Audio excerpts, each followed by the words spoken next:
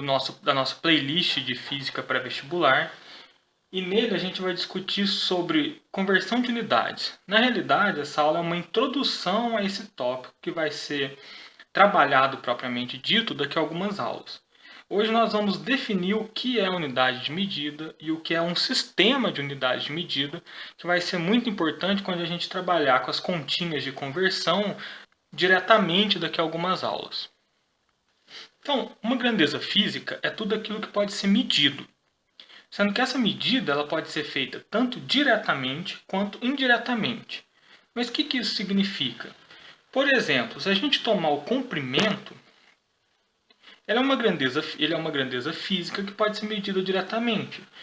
Porque, observando o movimento de um carro, por exemplo, e eu vejo que ele se deslocou desse ponto S0 até esse ponto SF, eu posso ir lá com uma trena, uma linha métrica, por exemplo, e medir diretamente, medir fisicamente esse deslocamento. Indicar lá, o carro deslocou 4 metros, o carro deslocou 5 metros, com base no que está sendo indicado no meu instrumento de medida, que é a fita métrica no caso desse exemplo.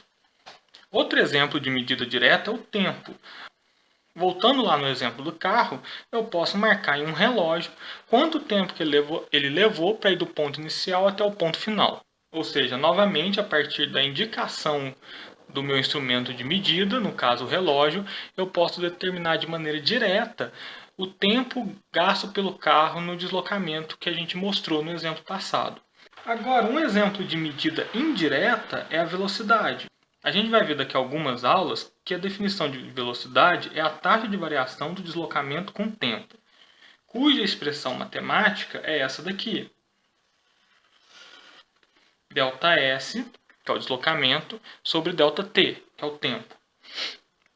O ΔS é uma medida direta.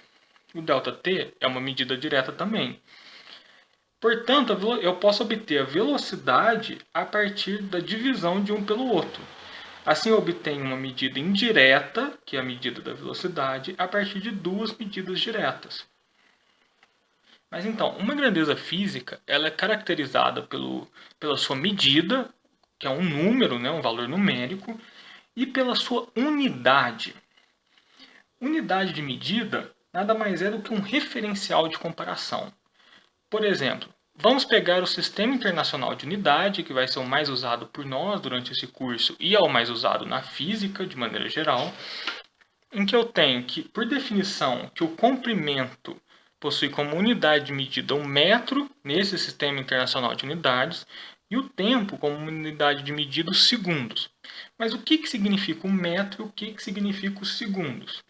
O metro é o trajeto percorrido pela luz no vácuo durante o tempo de 1 sobre 299.792.458 segundos, e o segundo é a duração de 9.192.631.770 períodos da radiação correspondente à transição entre dois níveis hiperfinos do estado fundamental do átomo de Césio 133. Isso é importante? Não. Não aqui, pelo menos. A única coisa que a gente precisa tirar disso é que isso daqui são padrões. São referenciais de comparação.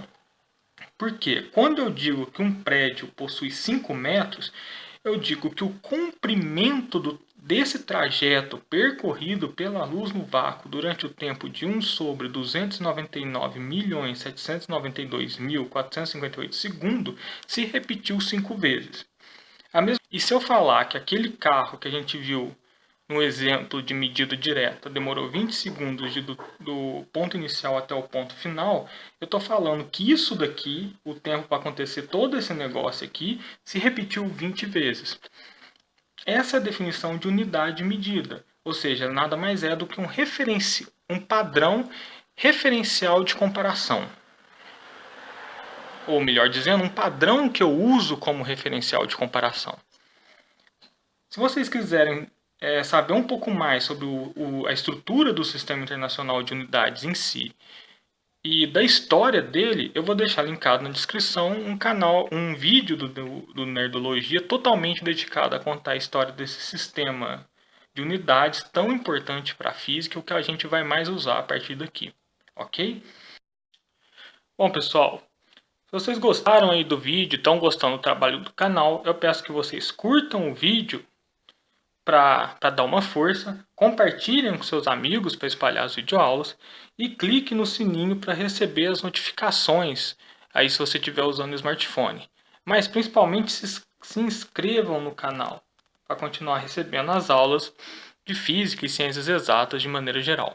Então, bons estudos e até o próximo vídeo.